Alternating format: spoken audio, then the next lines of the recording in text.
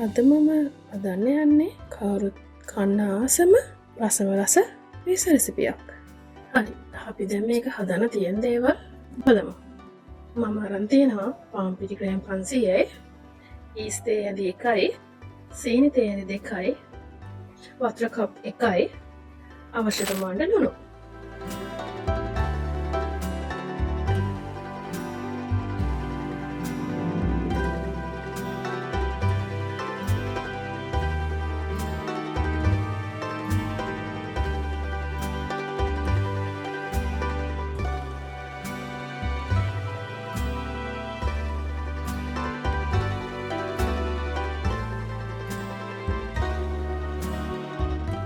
අපි දැන්ඩෝ එක අදාගමු. ආජනයට පිටි ටික දාගෙන ඊස් ටික දිය කරපු වතුර ටිකක් දාගමු.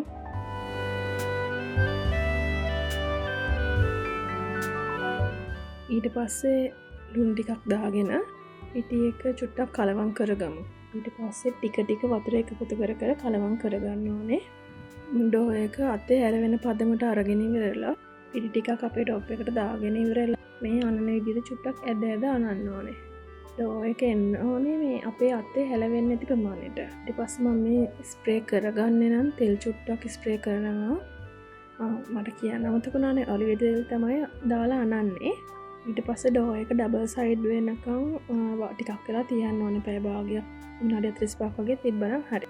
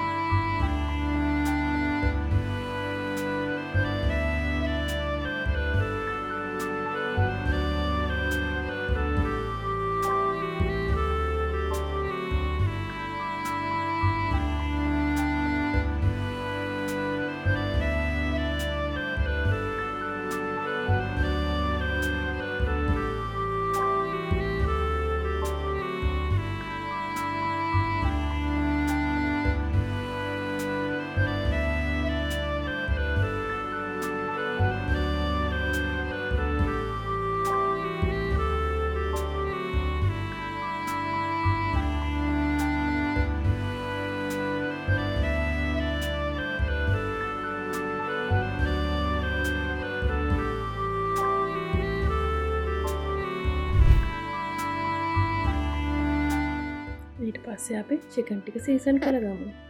චිකන් ග්‍රෑම් 150යි, කාකුඩු තේ හැඳි 1යි, ඉඟුරු කුඩු තේ හැඳි භාගයයි, සුදු ලුණු කුඩු තේ හැඳි භාගයයි, පැප්‍රිකා කුඩු තේ හැඳි භාගයයි. ඒක තියෙන නම් විතරක් දාන්න. කාම්බිරිස් කුඩු තේ හැඳි 1යි, ලුණු කුඩු තේ හැඳි භාගයයි, ඔරිගානෝ තේ හැඳි භාගයයි, ඔයස්ටර් සෝස් තේ හැඳි භාගයයි දාලා අනා ගන්න. ඊට පස්සේ ටිකක් වෙලා සීසන් වෙන්න දෙන්න.